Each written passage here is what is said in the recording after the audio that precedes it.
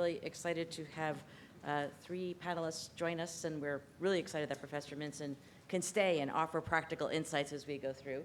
So I'm going to introduce all three of the panelists, and then we'll have each of them present, and then we'll have a discussion. So to my left is Paul Pomerantz, who many of folks in this room know because he's one of ours. He's one of the CEO of the American Society of Anesthesiology, also recently joining our board. So really excited to have Paul here. And he's really going to talk from the perspective of what it's been like for ASA to really try to navigate some of these issues to a real society example here. Next, we have Dr. Jenni Villavicencio, who is the lead for equity transformation at the American College of OBGYN. And she will really offer perspectives, particularly, I think, around the Dobbs decision and some of the issues that have been sort of front and center for ACOG and many others as we've talked about these issues. And then finally, last but certainly not least, my good friend, Dr. Joe Sakran, who's the Director of Emergency General Surgery and Associate Professor of Surgery and Nursing, and Associate Chief of the Division of Acute Care Surgery at Johns Hopkins. Many, many titles. I have to say, for many of us, we look upon Joe as really being the person who sort of originated the concept of the hashtag This Is Our Lane and really put gun safety front and center in the way many of us in medicine think about how guns relate to healthcare and particularly around safety. And he actually co-led our recent joint summit we did across many specialty societies, a second medical summit on gun safety. So I believe the order is we're going to have Dr. Sakran, Dr. Villavicencio, Paul, and then we'll have a discussion. So please, Joe, thank you. All right, well, thank you so much, Dr. Burson, and it's great to be here. Good morning. Good morning. I'm going to see if I can get this in here this way I don't keep moving it around. Well, it's really it's an honor to be here, and Professor Minson, that was fantastic. In full disclosure, she was my professor at the Kennedy School, and I was quite excited to see that she was giving the keynote this morning. Look, I come to this conversation, I think, from a couple different vantage points. The first is I'm a survivor of gun violence, and as a survivor of gun violence, that really kind of inspired me to go into medicine, to become a trauma surgeon. But then as I started to kind of go down my professional path and my professional career, I really began asking myself, how do we think beyond simply the operating room and beyond the four walls of the hospital? Because I realized that despite how excellent any one of us as clinicians may think we are, or how incredible our trauma center is, the reality is when someone is shot in the head, there's very little that we can do to save their life. And really, the best medical treatment in those cases are prevention, and that's what got me working kind of at the intersection of medicine, public health, and public policy. And today you're going to hear a variety of, I think, very difficult and complex issues that we're each going to present from different organizational vantage points. And so the one that I'm talking about is through the American College of Surgeons. And I'm just going to give you a little bit of background. I think a lot of you are probably familiar with the ACS, but it's an 84,000 plus member organization. It's led by Dr. Patricia Turner, who last year became our executive director. And I know that we have some representation here. I saw Dr. Sutherland, who's the director of member services, and Dr. Coe, who leads quality. But it's really an incredible organization that's governed by three different entities. There's the Board of Regents, which is essentially a 24-member board. There's the Board of Governors, which includes folks from every state across the country and Canada. And there's also the ACS chapters, which provide kind of a local and community perspective. And within the American College of Surgeons, there's really 5 different pillars. There's the member services pillar, there's the advocacy and health policy pillar, there's the research and optimal patient care, there's the education, and then there's the communication and diversity pillar. So those pillars really kind of comprise the entire organization and how we function. And really, we consider ourselves the house of surgery. So as the theme of this conference, Stronger Together, right, we really believe that the different disciplines within surgery are much stronger if we're united and really kind of not duplicating efforts and wasting resources. And so that's what the college tries to do. When it relates to firearm injury prevention, I think there's a couple interesting things that have happened when you look at historically what's taken place.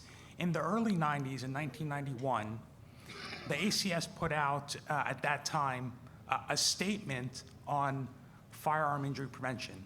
And that was a time that I think a lot of you will recognize where many thought it was not really even appropriate to talk about gun violence prevention. And when you look at what's happened over the past, 15 to 20 years, the culture of our nation, but the culture of our organizations have changed. The next statement that was put out in 2000, and the third statement that was put out was in 2013. And you'll remember specifically in 2013, that statement was put out, no surprise, after Sandy Hook, which I think shook a lot of our communities, if not all our communities, and really started, I think, from a healthcare perspective, our organization started asking, how can we be a central part of this conversation? And in that statement, and I've talked to the leaders at the time when that statement went out, they will tell you themselves that, some of them thought it was relatively watered down, yet it still stirred up a lot of controversy. And members, right, were asking, why are we talking about guns? We're surgeons, and we should just, focus on taking care of the patients. That's our role. Well, I think we've all seen that, since 2013, our country is not the same. Not just in kind of what's happening around this public health crisis, but also in the fact that we as healthcare professionals, I think, are seen as trusted public messengers. And this goes beyond, gun violence. When you think of COVID or climate change or immigration or racism, right, or equity, all of those things are interconnected to health. And the public looks at us, I think in general, as individuals they want to hear from because we're evidence-based, we're often objective and neutral. But I think like we heard this morning, there's ways to approach these very emotionally charged issues that are so critical, I think, to our success. And what happened in the college was, through the Committee on Trauma, which is essentially the governing body for care of the injured patient under the American College of Surgeons, Dr. Ronnie Stewart and Eileen Bulger and so many other incredible leaders, right, said, how do we approach this from a way of consensus building, a way of collaboration? And they started off by surveying their own members, right? And they said, let's just find out what our members think about this. And we don't have time to go into kind of those details, and that's not really important, but the point is that understanding what's happening in your own house first was such a critical first step. The second is they wanted to really follow this, consensus-based approach, and what they did was they created an ACS COT firearm strategy team. It's called the FAST team. And that team is very unique for a couple of reasons, one of which is the members are firearm owners, right? And so you can now start to understand and think about the credibility that may come from, right, engaging people that actually own firearms and may have strong beliefs around them to develop, again, a public health approach to this problem. And they came up with a 13 kind of point recommendation, which I think if I put up here, a lot of us would probably agree on these things. And it really, I think, demonstrated to both the members of the organization, but also even people on the quote unquote other side, right, that we actually do have a lot more in common than we have that divides us. And that was a really, I think, just an important step that the college took that we're now talking about, can we do this across the House of Medicine and think about this in different ways? And Dr. Burson and I have talked about that. This then led to, I think, what was pretty kind of one of the most important summits that I think has happened in this country, which is the first firearm medical summit. And that was in 2019, right after kind of a lot of the elevation of the healthcare professional in the space of prevention around this issue, when the NRA came after us and said essentially we didn't have, a reason to be talking about solutions around this. I think all of us probably recognize that those of us that are central to taking care of these patients, to talking to these families, definitely have a role to play. And if anyone doesn't believe that, they probably don't understand the complexity of the problem, or they're not really interested in moving the needle forward. And so the voice that came to healthcare professionals after that was tremendous. And the reason this Firearm Summit, I think, was so important is because it included, I think, most of the people in this room, meaning the organizations that you all represent. It was 44 medical organizations across the country, right? And think about that, like this is like all of the different facets, not just surgeons, right? But everyone that is feeling this problem in one, way or the other. There was proceedings that were put out, and what you'll notice if you go back and you look at the proceedings, this is very interesting. At that time, there was a hesitancy to even get close to a discussion around policy, right? And I mention that specifically because as we think about this issue, right, and we heard about culture from Professor Minson, it doesn't change overnight, right? And this is why the first step that we took was really, let's frame the problem as the House of Medicine and talk about it from a public health perspective. And what we have noticed is not only healthcare professionals are now talking about it in that way, but also other sectors like law enforcement, businesses, elected officials often will now refer to this as a health problem, which it is. We just had the second summit in September, and I mentioned that because now we had like 47 organizations, but here's what's interesting, is this summit was more focused on what are the action-oriented steps we're gonna take, including what are the policies our organization will support. You can imagine that probably was a non-starter at the first summit, and now people have an appetite for it. So the culture has continued to change over time. I just want to briefly just kind of sum up, and we can get into kind of more of this during the discussion. But I think there's a couple different lessons that were learned. The first is that, how you respond and how you approach emotionally charged topics is critical. And we decided to do it in a way of communication, right, cooperation, and collaboration, right? Though that was our approach.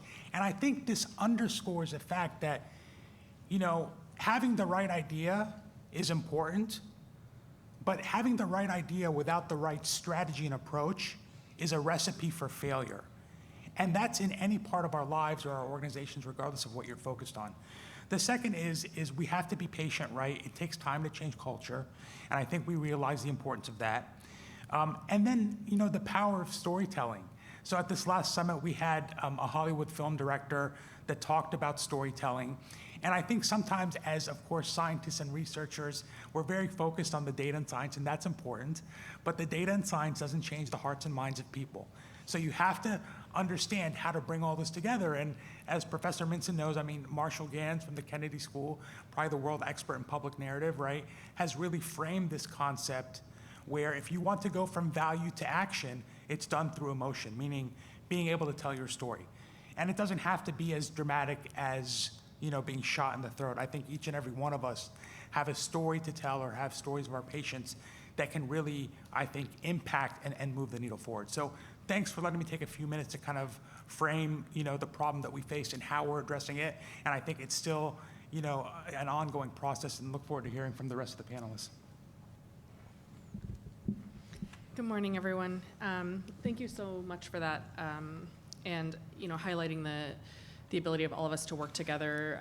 I represent the American College of Obstetricians and Gynecologists. We're updating our gun violence statement of policy right now. Is one of the leading causes of maternal mortality is homicide, and so there is no single. Audre Lorde, which is a famous Black scholar and poet, famously said there is no such thing as a single-issue struggle because we do not live single-issue lives. And so I think that is an incredibly salient point to what we're talking about today. As I mentioned, I'm from ACOG, the American College of Obstetricians and Gynecologists. I'm the lead for equity transformation. I lead the anti-racism and DEI work at our organization. I also wear a couple of other different hats. I, of course, am an OBGYN and a fellowship-trained complex family planner, which means that I provide abortion care on a regular basis. I also am someone who has done a lot of research in strategic communications. In fellowship, I was deeply involved in a research project around how physicians can better communicate around abortion specifically. And finally, I'm a first-generation Latino American, and I grew up extraordinarily Catholic and conservative, and I actually was an anti-abortion activist well into my early 20s. And so I am somebody who has actually changed their mind on pretty much every hot-button issue that's out there as a young adult into my adulthood, and I now provide abortion care. And so I have a real interest in how we can have these conversations, and a part of my job at ACOG has been to really uplift the intersectionality of things like abortion with maternal mortality and racism and all of the social drivers of health that we've been talking about throughout the morning. And so I also am at heart a storyteller, and so wanted to start with talking a little bit about history as it relates to abortion. Reproductive justice is a human rights framework that was developed by 12 Black women in the early 90s as a response to the primarily white-dominated feminism of reproductive rights. And in that tenet, in that framework, it calls on us to acknowledge the persistence of history. And how it continues to influence what happens now. And so this is particularly important when we're talking about abortion and policy and how the medical community views it. Abortion is probably one of the first, if the first, scope battle that ever existed. Prior to the mid-1800s, abortion was common law. It was very well accepted. People had it on a regular basis. It was advertised in newspapers, and it was primarily delivered by midwives and people of color, women of color specifically. When professional medicine and physicians started to organize and started to become more focused on scope, they actually rallied to help the concurrent religious and moral movements around Comstock laws and things like that to help push abortion and silo it and make it a taboo subject. And so physicians actually were responsible for the kind of, in a lot of ways, siloing and tabooing of abortion very early on. And that persisted throughout the 20th century. We see that abortion got more and more controversial, more and more challenging as it intersected with many other challenging issues like population control and eugenics that were based in racism. And by 1973, when Roe versus Wade was decided, around 37 states abortion was illegal in around 37 states. Roe was decided on the basis of a right to privacy, so it wasn't about the ability of a physician and a patient to have conversations. It wasn't about physician interference and government interference. It was really about privacy. And from the moment that Roe was decided, of which ACOG was a party to the companion case in Doe, so ACOG has been involved in this conversation since the very beginning, we have seen an increase in anti-abortion legislation in efforts to curb the ability for people to be able to get abortions and physicians to be able to provide that. I think it's really important to recognize that this is an issue that ACOG as an organization didn't really have an option whether or not to engage with or not. 1 in 4 women will have an abortion by the time that they're 45. That's at a minimum 25% of our patient population.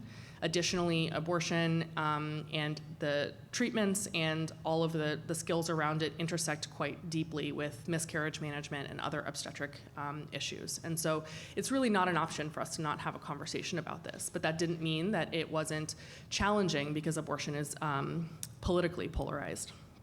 So fast forward to the last really 2 decades in the 2000s, and we've seen a nearly exponential increase in state legislation criminalizing and restricting abortion care. That means that our nearly 60,000 members of ACOG were at risk of going to jail, losing their licenses for practicing evidence-based medicine.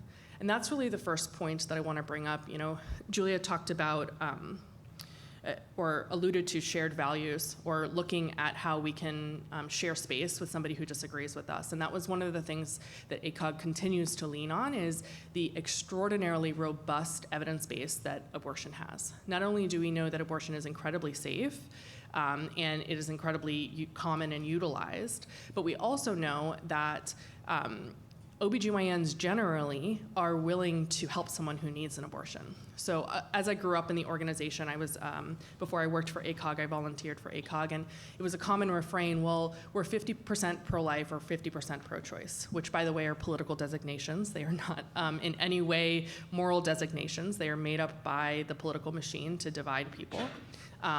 Very few people actually exist in one of those poles. That polarization is manufactured. But that was a common refrain, well, half and half, so I don't, what are we supposed to do? And several studies showed that OBGYNs, in certain circumstances, over 95% of them were willing to help a patient who needed an abortion. That didn't mean that they were all on the same page. That didn't mean that they all agreed on which circumstances those were. But over 95% of our field was willing to engage to help a patient who needed some care. That might mean referral, that might mean information, but leaning into that evidence, not only that abortion is safe, but also that generally and overwhelmingly our specialty recognized that this was an issue that impacted us and impacted our patients, was critical. We also leaned into the data around abortion and maternal mortality, and the very clear data that when abortion is restricted, maternal mortality increases. And in this current crisis, hopefully you all are aware of the painful fact that we're the only country of our sort of peer status that has an increasing maternal mortality rate, and it disproportionately impacts women of color, specifically Black and Indigenous women. They're 3 times more likely to die during birth than their white counterparts.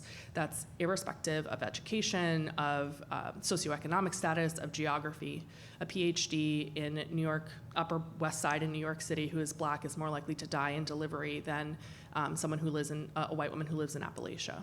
And so we are facing a real crisis, and now we have come up to this summer with Dobbs. First, the Dobbs leak, which was the decision leak that happened in the spring, was quite galvanizing for our organization. Texas had SB 8 pass in September of 2021, which was essentially the first fall of Roe, and that really helped our organization, unfortunately, prepare for what was to come, because we found out what our members were facing, what fears they were having, the confusion and chaos that was created by this legislation. The Dobbs decision leaked, and we were able to really galvanize around that.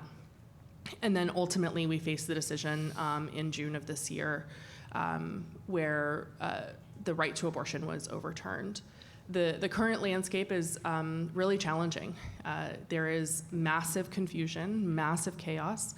We are fielding calls every single day from not only our members who don't know what to do or how to practice, how to take care of an 18-week pregnant patient who has broken her water and has sepsis, but it's not bad enough sepsis that they're willing to potentially go to jail for treating her. And so we're in a really tough situation as an organization, but we managed to take this issue, recognize that while it is politically polarized, it was not clinically polarized. It was clinically recognized as something that was necessary. That doesn't mean that every member in our organization would identify as pro-choice, not even close. I get emails on a fairly regular basis about, why is ACOG a pro-choice organization? And my response is, that's a political designation. We are an evidence-based organization that supports our members in order to support our patients. And that refrain has been really, really helpful. We have a lot of challenges that we're facing right now in this landscape, but they're less about the polarization and the hot buttonness of this issue and more about the fact that there are no answers. We don't have answers for our members right now about how they can continue to treat patients in South Dakota or in Tennessee. We are working on continuing to work with the FDA and fighting the FDA on unnecessary regulations against medication abortion and mifepristone.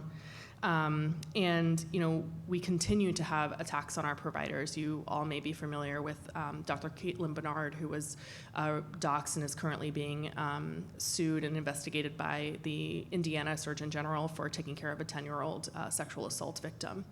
And so she's a good friend of mine, faced death threats, has had to, spend hundreds of thousands of dollars to defend herself. These are the challenges that our organization is facing. My point in bringing those up is that if we were still in our own feelings about the polarization of abortion, if we were still not figuring out that evidence-based and commonality and safety were our shared values, and ACOG hadn't looked at its own organizational values and said, this is the direction we're going, we would not be able to be serving our members right now in the situation that they're in. The lessons that I'll leave you with before I finish are, an issue is only as polarized as you allow it to be. It is only as polarized as you allow it to be. We have heard today about how you can depolarize. ACOG gives excellent, I do a lot of trainings on effective communication around abortion and how physicians can have these conversations to depolarize it. Polarization is a tool, is a political tool to get people to vote in a certain way. It doesn't really have a great place in medicine. We all exist in gray spaces on a regular basis. That's literally what we do. And so we can be very, very comfortable in those spaces and acknowledging that two seemingly opposing things can be true at the same time. I can have negative feelings or feel concerned about abortion and when life begins and whether or not I'm ending a life, and also acknowledge that the person standing in front of me who needs an abortion is also a person and also needs my care, and I'm going to show up for them. Those two things can be true at the same time, and we're working to help our members with that. Find your shared values. Evidence-based is a really great place to go, especially if you have that literature and that data. And then just a continued recognition that all of these things are interconnected. Intersectionality, which is a concept that was coined and really developed by Kimberly Crenshaw, is this idea that we don't have a single identity, that we each have varying identities. I, sitting up here as a first-generation Latina American who's a physician, has a different positionality in the world and has different struggles and privileges than my panelists that are up here and those of you that are in the audience. And so when considering issues and whether or not to approach them or to engage with them as an organization, really thinking about that interconnectedness that was already spoken about, I think is critical. Thank you so much, and I'm excited to take questions. Great. This has been an incredible morning. First, a great keynote by Julia and two great case studies by Joe and Jen. I was going to say that you heard two great case studies. Now you'll hear mine, which is a work in progress. I wanted to share a little bit about, first, just really compliments to Joe and Jen. The organizations went through a lot of soul searching. We're at the beginning of that process, and that's what I'm going to share with you. In each case, demonstrated a lot of courage and tenacity to really take on the issues that were really important to your members and to the patients they serve. And again, ASA is at the beginning of a process, and so I wanted my case study to kind of reflect where we are and probably where many of you are. This is a new area where we're just kind of learning. So when we introduced this topic or thought of this topic for this session, part of it was that until a couple years ago, we didn't think of the need for CEOs, association leaders, board chairs, to really know how to navigate these critical conversations. That was not a core competence. That existed in the political realm. We didn't have to worry about it. Our job was business. And what we've learned, I think, through Dobbs, through the many issues through guns, through the abortion debate, now a greater emergence of gender-affirming care debate, is that all these issues do fall somehow into our lane, and it's critical for us to figure out how to navigate these difficult conversations. And I would say that one of the things, I'll go through the ASA case study, is that it's certainly a moral purpose. It's certainly important from that perspective. But frankly, it has an important business reason. If we're not addressing these questions, we're going to lose members. We're going to lose market share. We're going to lose staff who feel that we're just not on top of these things. It affects issues like meeting locations, how we populate our content in our meetings, and it has a very practical impact for us as organizations. And it's extremely made more difficult by just the fact that our organizations, and it sounds like what I'm hearing from both the presentations, is that our organizations in many cases reflect a microcosm of America. So when we use the polarizing terms, and I like this pro-life, pro-choice, it's not really the terms that we're getting at. The words matter, political divisiveness matters, and we have to find a way to navigate that. So ASA is far from perfect. I'm going to share the case study. Think of us at the beginning of a journey, we're tenuously navigating this environment. But as an organization, we've decided to embark on a path of learning. We'll start there. So ASA has 56,000 members. It's interesting as we go through these discussions, our members would say, well, we just need to be focused on what we do, and those issues are out there. But in fact, they all treat the cases and conditions of abortion, of trauma, of all the conditions that are here. So the specialty is very much involved in that kind of care. The specialty is very diverse, represents multiple subspecialties, but also political views. Our members are all over the country. We're organized in a federation of state component societies. And when you look at the blue and red maps of the U.S., that could very much look like ASA. Our core activities really revolve around advocacy, clinical education, leadership education, quality and practice advancement. And we do have, and I appreciated what Joe had to say about the governance structure of the college, we have a very, very complex governance structure that affects how we address these issues. And one of the things we've struggled with is what are the appropriate roles within the organization, who needs to be engaged, and how do we facilitate discussions in organizations that are, just by their nature, very complex. We have, and I share this with you to make you all feel better about your own governance structures. So we have at the very base a House of Delegates that is proportionally representative of each of the population of the states, 350 people plus alternates, so 700 people on that group. Then a board of directors that is representational of each state. So there's basically one director and an alternate for each state. And then we have non-state-based components, so about 60 people, and with the alternates about 120 people. So then on top of that, we have what we call an administrative council, 12 elected people. They really function in the role of a board, but they're accountable to these two other groups, and they're very sensitive to the views, opinions, and sensitivities of the larger membership. And then we have an executive committee of presidential officers that makes decisions on a day-to-day basis. Our historical position on social issues has been they've been viewed outside our focus. We've have prided ourselves really until recent years as maintaining a laser focus on the core professional issues that affect anesthesiology, economics, scope of practice, quality of care, drug shortages, things that affect the day-to-day practice, and many of these issues are viewed as social, politically polarizing, and things that we stay away from. That all changed, in my view, with George Floyd, and it's been a steady wave of things since then. So with the George Floyd murder and the Black Lives Matter protests around that time, we were silent for a while. And then many members spoke up, and they said, the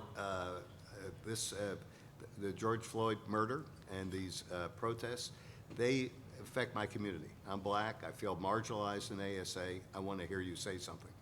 And we heard from many, many members along that road, many members of other marginalized communities, and we finally did make a statement.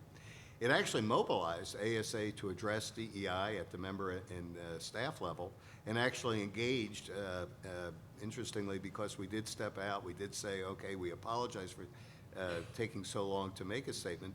Many black and marginalized members decided to get more engaged in our leadership structure, so that was good. In the intervening years, there were other issues that emerged. We had the January 6th insurrection, and ASA has a very active political action committee that, like many of yours, supported some of the people who did not certify the election results. That created a groundswell of concern on from our members, and at that point we decided just to pause activities of our political action committee until we could kind of sort out our criteria for funding people. Then the challenge of gun violence emerged again, and again. So the challenge that exists is, what do you do when you don't have existing policy? How do you know it's right for you to comment on something, and is staying neutral an option? And that's the challenge we're currently facing. So when the Dobbs decision was first leaked and then emerged, ASA was originally reluctant to make a statement. We really had I'll just be honest, within this group, I think we felt concerned that we would offend one side or the other, that we would lose members to the right, members to the left, and we would shift focus from core issues. What mobilized us was very active members who said we needed to take a stand. Social media really went wild, and that really pointed to the need for us to really make some kind of comment. And our own internal ASA community became a place, that's the online network where people kind of go back and forth, really emphasized that people on both sides had a lot of concerns, but they were areas that we could address. Our critics in our membership noted that ASA seemed out of step with other major medical societies. Our community, like I said, the online community was probably really instructive in terms of giving voice to both sides. And what we were able to do was redirect people to our official governance channels. We initially made a statement late in June. It was very modest, very moderate. Critics would say that it really didn't say much of anything. In fact, it made our critics even angrier. Why say anything if you're not going to say anything of substance? And I remember getting on a call and with a group of members, leaders of our House of Delegates, and talking about this. I said, I don't think that there's a common denominator within ASA to do this. And the aha moment came from one of my very conservative members, a woman leader in the society, and she said, sure there is. And she began to, in a very clear way, say, we can agree on these following things. And the group mobilized and said, these are not left or right issues. These are issues of patient care. These are issues that are important to doctors, to our members, and we can move forward and find a common ground. So in August, we developed a compromise board statement that was developed with the input of multiple stakeholders, again, on all sides of the debate. And like I say, our social media played a role in mobilizing us. Our community played a role in helping us understand where people were. But the main thing that really played a key role was our governance process, giving people an opportunity through our somewhat clunky but very democratic process to make their voice heard, develop a statement, have it modified, and then eventually voted on. Just a comment, I think it's at the end of the day, it's not about the comment, it's about the action. Statement, but it's about the action. And I think listening to the discussions here, maybe the statement is the first step in this process. So the statement we eventually published and was approved by our board and by our House was some of the things that we've all said, non-interference in the doctor-patient relationship, non-criminalization, that there are appropriate reasons for termination of pregnancy. In fact, one of the things that was really helpful to both sides was hearing stories, and I heard about the power of stories and examples, and knowing that these situations are not black and white. One of my most conservative members, an officer, very conservative, people kind of say he's not going to, listen. He, in fact, works in a children's hospital, provides high-level tertiary care. Turns out he is pro-abortion. He understands what happens when appropriate care is not provided, and sometimes children are born who have to live unfortunate lives. So in a statement that was published, it was just passed in October, was widely viewed as adequate, although folks on both sides are still not satisfied. But I think we learned a lot from it, and I think we'll be able to move forward. And here are the key lessons from ASA, and there are 6 of them.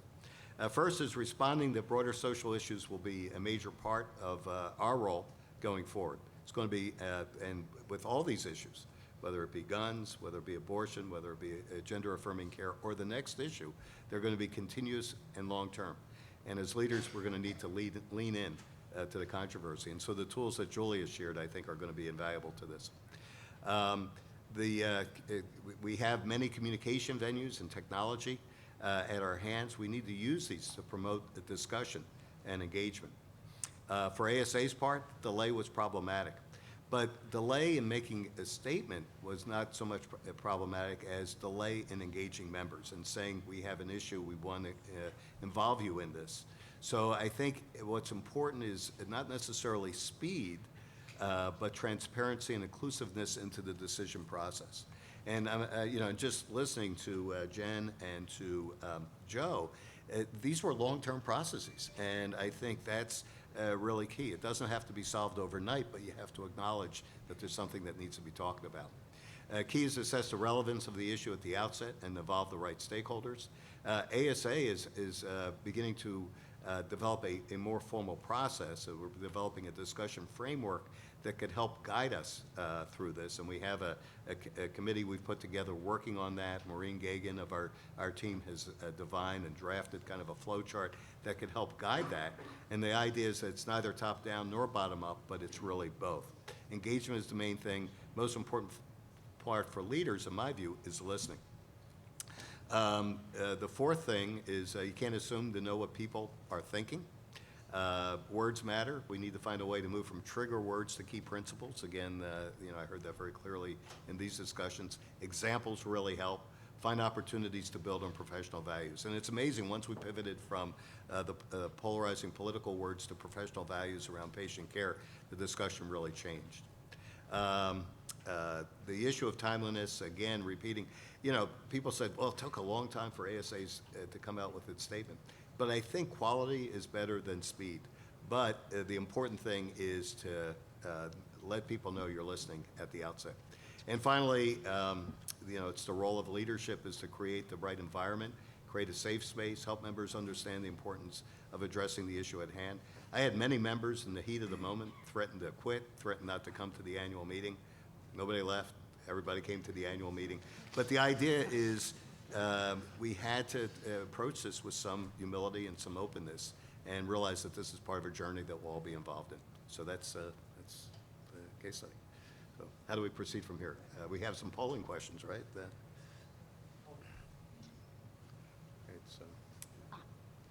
So maybe if you go to do that barcode, right? And on your phones, and you can answer the questions, and we're going to get the answers right here. So just so people know, so we're just offering you a chance to feed in some information to drive the discussion. So just go to that slider.com or the barcode is share your thoughts. We're also happy to take any questions at the mics.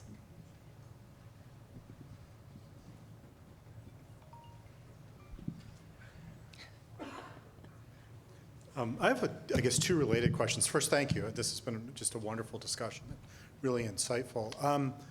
Mine are more sort of practical organizational ones. So, Jenni, if I heard you correctly, something that you said was thinking about how ACOG can serve its members. And I'm wondering if we shift from sort of that perspective, which I agree with, and say from the perspective of a medical specialty society, what if our core sort of value or core purpose was to do what's best for our patient population? So if we engage in any discussion, it can be from a policy perspective on any issue, no matter how divisive, or from very practical concerns around annual meetings and things like that, site selection. If we just say what's best for the patients, we make that core. So, just putting that out there is one point. And then the second one, which I think relates to a comment Joe made about the American College of Surgeons, although Paul referenced it too in terms of the organizational structure of his society, is are we better or worse if we have complicated organizational structures? So, if we have this perception of, because we have chapters or we have lots of smaller groups that then feed into different sort of boards and structures, is that better? Or are we better off structurally to have perhaps a smaller ultimate governance, which is elected and more of a representative governance that then can make decisions, especially in this environment where things are so polarizing, et cetera. So again, just sort of curious as to the panel's thoughts on those two issues. Sure. So were you spying on our board meeting last week about this? The members, it's a common refrain, we are a member organization. We hear that all the time. And I think the question for all of us who are part of either trade associations, professional associations, member organizations, is what does that mean? And I think that that is an ongoing evolution and an ongoing conversation about where to prioritize resources and what kinds of issues are we focusing on. So for example, one thing that has been continuously brought up, which I'm sure is in all of your organizations as well, is this burnout and wellness. And what does it mean to focus on physician wellness and burnout? And my argument is that if we don't address racism and maternal mortality and oppression both inside the workforce and outside of the workforce, no amount of yoga or hiking is ever going to help anyone feel well. And so DEI is a component of physician wellness. Making sure that our doctors aren't fearing that they're going to go to jail is part of physician wellness. I think that it's not an easy question. Certainly, and my disclosure here is that my personal sort of bent on this and bias on this is that I can only be as good of a doctor as my patients are taken care of, right? I can get paid all the money in the world, but if I'm not actually able to care for my patients, I'm not sure that I'm being cared for as a physician by any organization. But that's my bias, and I don't know that everybody in this room or anyone in these organizations would agree with that statement. And so I think that that's a constant push and pull and conversation to be had. So I don't have a great answer for you. Sorry. Just to address your other question about the structure of the organization, I do want to bring up the case of the last 2 decades prior to Dobbs, when this was a state-by-state situation where we were battling every single legislative session. We had to go into a state and try to fight the law du jour that was going to impact our members. And that was really challenging, because depending on which state we were in and depending which leadership was in that state, we had varying levels of support for that sort of advocacy, despite it being the same law that was shopped around.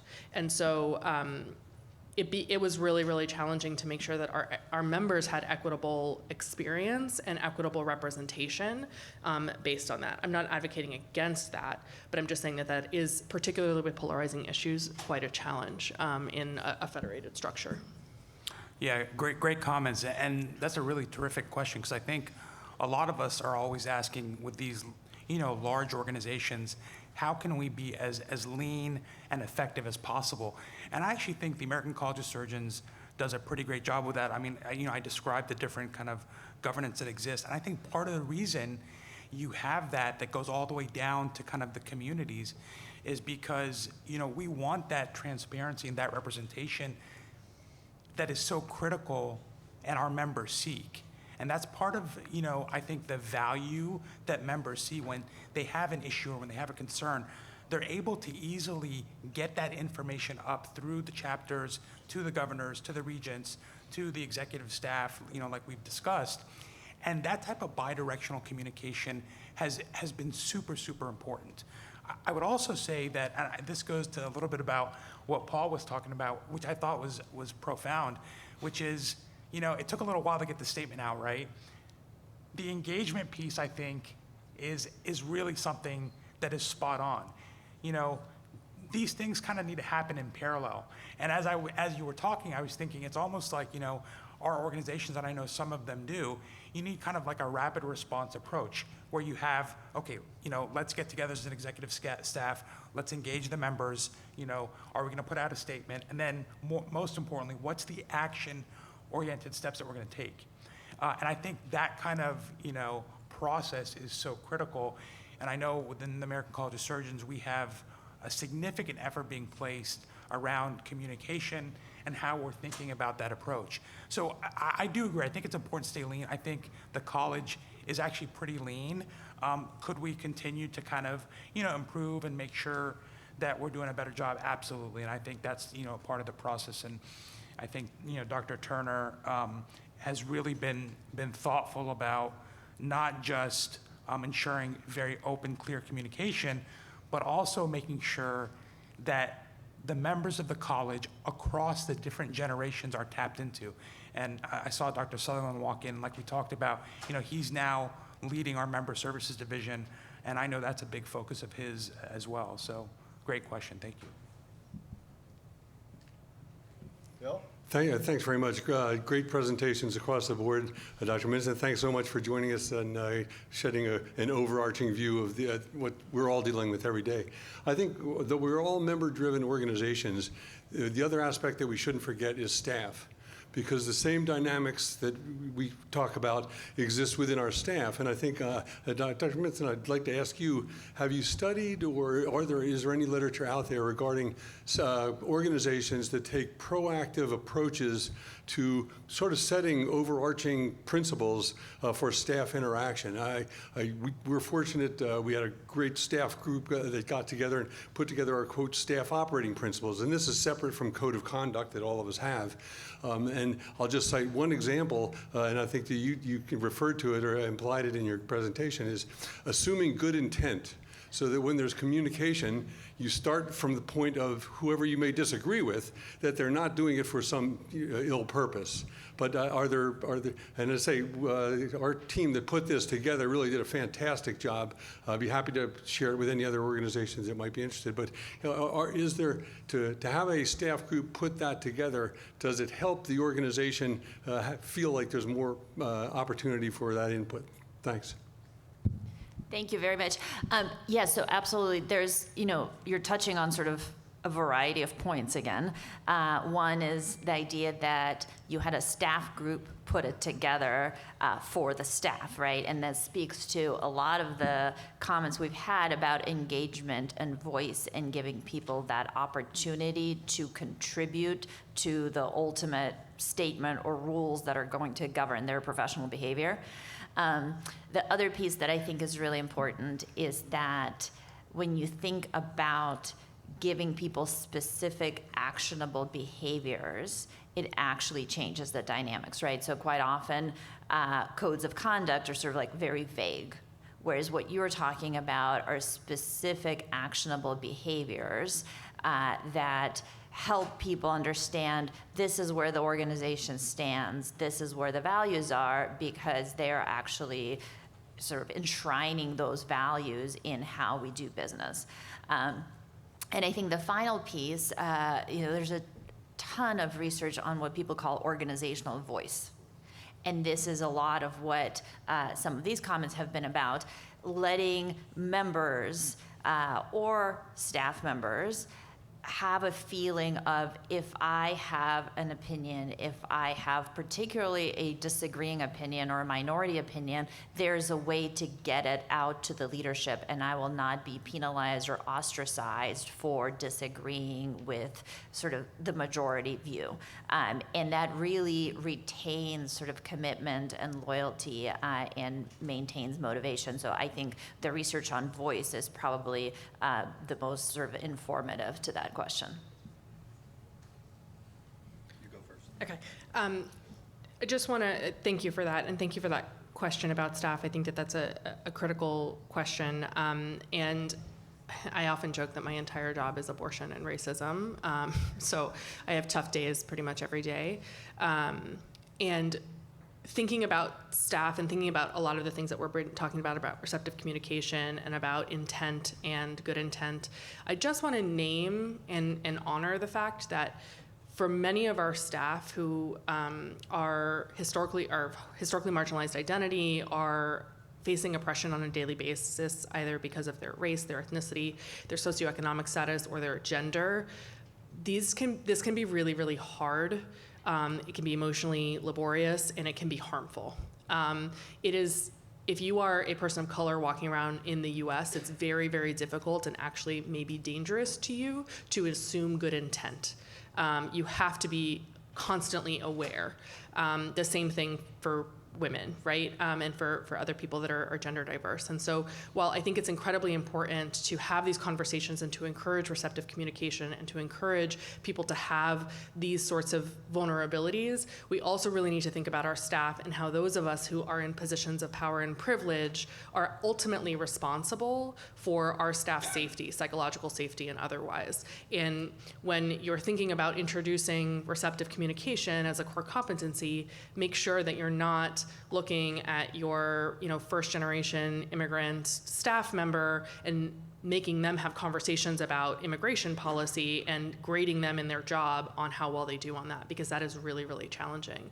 And those of us who exist in positions of privilege in society oftentimes have blind spots to those things. And so I just want to name that. It's also really important for our members, when you call on people to be spokespeople for your organization, be very careful about who you're asking to labor for your organization. That doesn't mean that you don't want to call on them, but I wouldn't, you want someone who has been a victim of trauma to volunteer, not call them out and say, hey, I heard this happen to you, will you speak about it?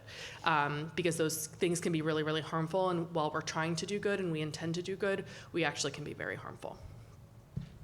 That's great stuff, and I would just add to that, we have a responsibility, obviously, as an employer as well as an association, and so when these events happen and we don't respond, the employees get collectively concerned and upset. So the Dobbs decision really affected my staff in a very critical way, because people were concerned about access to certain aspects of their health care and certain aspects of choice. They also felt that there might be a split between how staff felt and how the members felt, and that created some deep concerns within the group as well. And as with all these issues, I have staff members on multiple sides of a particular issue. My takeaway, so we've done a lot of communication training. I'd love to do something on, receptive communication, with the staff and really take it up another level. But I think, it's been critical for us to give voice. We try to meet in small groups so that people don't feel that they have, that they're limited in what they could say. We have employee resource groups that allow members of marginalized communities to speak with their peers and help advance concerns within the organization. And then we have, as with the Dobbs decision at Town Hall, where we dealt with their frank concerns, some anonymous, some very direct, about how ASA was handling it and their personal fears and concerns during that crisis. I think it helped, but I'm not sure, it's the end of the debate, but I think we have a role to consider the staff concern as much as we do the member concern, because other than that, we're going to lose staff engagement. So it's very critical. Hi, Sue Sidoria, CEO for American College of Emergency Physicians. Incredible conversation. I mean, it just touches so much of, I think, what we're all struggling with at the staff and the physician level and our organizations, all that. I do want to go back to the receptiveness part just a little bit, borrowing from your language. I appreciate when people don't use whataboutisms when they're trying to defend their position. When they do, what would be an appropriate response for me rather than stop that? Because it's a challenge, and I think we do feel it in our organizations too, because people will often say, well, you issued a statement about that, and this person's behavior is the same, in my opinion. So any advice for me other than just just hang it up. I don't know. So I think, unfortunately, all the advice that we've heard from everybody on the panel is of the like slow, laborious, time-consuming, insanely patient variety. And that's the hard thing, right? So everything that folks have shared that has been effective has been, engaging with those people who say the things that just make your blood boil, and then having the patience and the emotional equanimity and just the time to like stand in the moment and listen to them do their thing.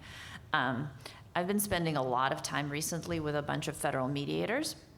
And one thing that has really sort of surprised me and continues to surprise me is how much more patience they have than I do.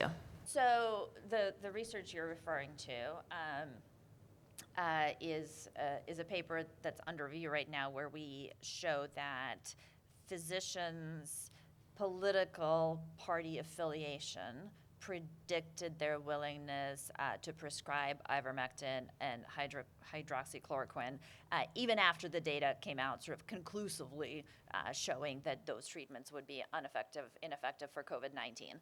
And the problem is sort of really thorny and complicated, because where do you get your beliefs from, right? Where do you get your evidence from? There's some people who thoroughly read the research and thoroughly read the clinical trials, right? Many of us read what our colleagues posted on Twitter who say they've read the clinical trials, right? The colleagues we're normally following on Twitter are the colleagues whose tweets we agree with. And so there is this sort of cycle that we're all in, where we're consuming information that we already agree with, and then we interpret it in line with our prior beliefs, and then we post it on Twitter, and then we perpetuate the cycle. So I think there's really a very intentional effort that has to be made, and I think this is really like an organizational level job to expose people to information from the other side, right, which they're not going to do themselves, right? So it's the thing about the fish doesn't know that it's in water. When you're being exposed to misinformation, you don't realize you're being exposed to misinformation. You think it's accurate information. That's why you're reading it, right? And so the role, I think an important organizational role, is really being very clear, in terms of what Jenni said, sticking to the evidence and making sure that evidence is transparent and available and like frequently cited, because otherwise we all just live in those comfortable bubbles. And connected to values, I think. So you can give numbers to people and they receive it differently, but for us, we connected our evidence based around abortion to a pretty consistent value of you don't want the government in your exam room, right? Like maybe you disagree with abortion and maybe think it should be there, but you know that it's coming for a different part of your job. And so we're following the evidence, and this is the shared value that we can have. I think that the pairing of those two things has been really helpful. So not just saying like, here's your data, you should think the way that I think about it, because human brains really suck at numbers and data, but they're really good at emotion and they're really good at values. And so if you can appeal to shared values, which you almost 100% will have with somebody, even on complete opposite poles, you'll have some sort of shared value. Oftentimes you're interpreting them completely differently, but it's a shared value. For example, all of my values that I had when I was an anti-abortion activist are the exact same values that I have now. My values have not changed. I just am expressing them differently. And so I can have a shared valued conversation with someone who completely disagrees with me, and the numbers become less important and more supportive in that realm. Can I build on your building? In addition to values, the point of stories, yes. Right? How do you make the values feel really sort of palpable? Everyone has mentioned the role of stories, and it feels a little bit like anti our science values, but ironically, people believe stories more than they believe the data, even though stories are really easy to make up.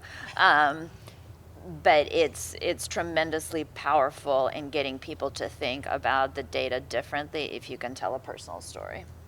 Yeah, I mean, I would just say that it's not just that people believe the stories more, but I think they understand the scenarios a little bit better. I mean, if you think about the earliest, form of storytelling happens from parents to kids. And there's a reason that parents, right, tell their kids stories, because they're able to get them to understand stuff that maybe is just too complex for them to really see at that level. And it's really fascinating how you can get people to kind of, that middle ground, so to speak, by explaining real life scenarios or personal experiences in a way that's just very different, and that elicits, I think, the type of emotion that allows them to see it from a different vantage point, and maybe from that shared value, Jen, that you're talking about. I think we're at about time, right? So, thank you. Wow, please join me in thanking this incredible panel. There's so many lessons learned, I really couldn't fit them into even a series of tweets. They were just too extraordinary. I'm really thrilled we taped this because I'm going to need to watch this again. So thank you all. What a wonderful discussion. Speakers will be around if you have some questions for them, of course. You now have earned a break. It's a little bit of a break with some things we ask you to do. So please, as part of your break, grab some coffee, say hello to our industry sponsors. Please thank them for helping us do this meeting today. But then come back in if you'd like. In the next, in about 5 minutes, we're going to do a couple of fast rapid fire presentations while you drink your coffee. We've got 3 great speakers, including Elena James, who's going to speak actually about her work she's doing as one of our NAM CMSS scholars in diagnostic excellence around dermatology and race.